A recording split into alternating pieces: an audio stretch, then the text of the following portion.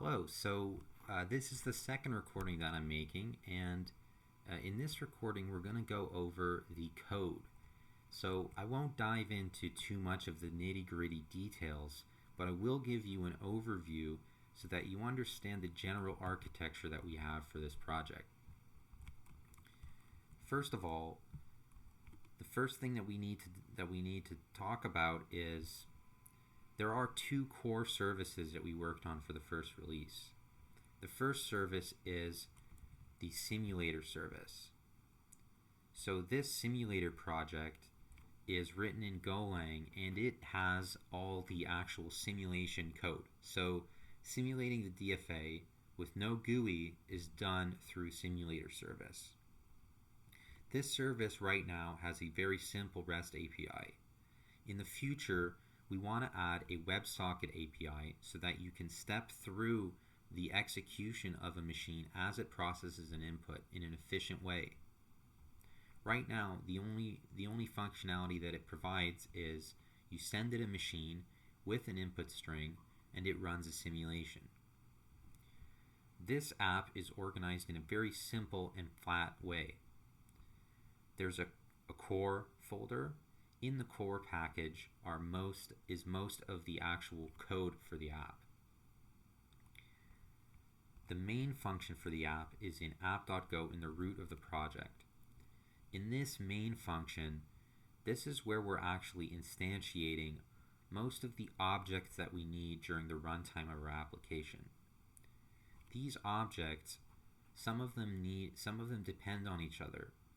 So in this project, we're not using a dependency injection framework such as Spring Boot. We're actually doing the dependency injection ourselves. We're instantiating all the objects we need in our main function, and then we're manually wiring them up together. So we still get that loose coupling that you get with dependency injection, but we have a little bit more control, and we don't have to deal with the complexities of using a dependency injection container. So in this app, there's an app package. The app package has the actual web server struct. So in Go, we don't have any classes. Instead of classes, you'll see type struct. The web server struct here, this actually holds an instance of router. The router is where we register all our HTTP endpoints. We also have a controllers package. The APIs for this app are organized into controllers. This helps us keep them a little bit modular. If we add any new APIs, we can either add them to an existing controller or we can make a new controller to group those APIs. Right now there are two controllers. A schema controller, which we can use for validating and delivering the actual schema for the JSON of a machine, and a simulation controller that has the endpoints for running simulations. The next package is an errors package. This has a few errors that we're using throughout the app. By creating custom errors, we can customize a little bit the messages and behavior that are associated with those errors. We also have a services package.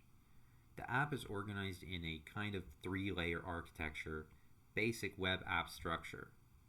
It's got controllers, it's got services, and it's got a core domain model which has a lot of business logic in it.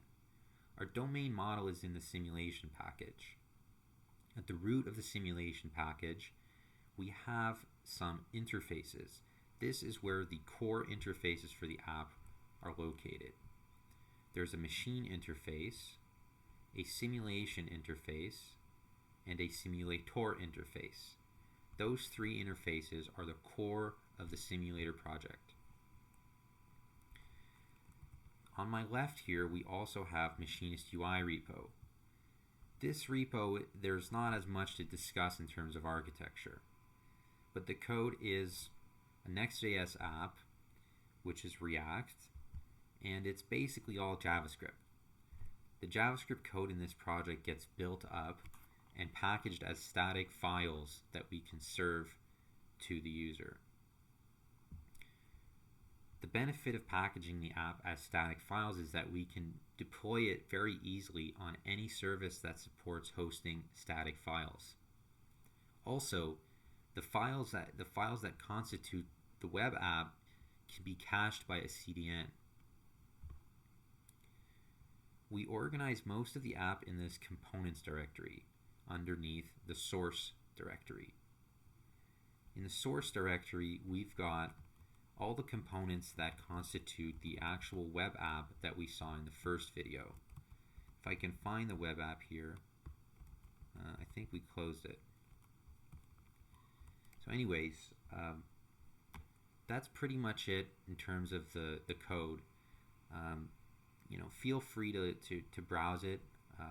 Right now it's a little bit, the front end is a little bit messy, but we're working on cleaning it up and reducing our technical debt. That's all for this video.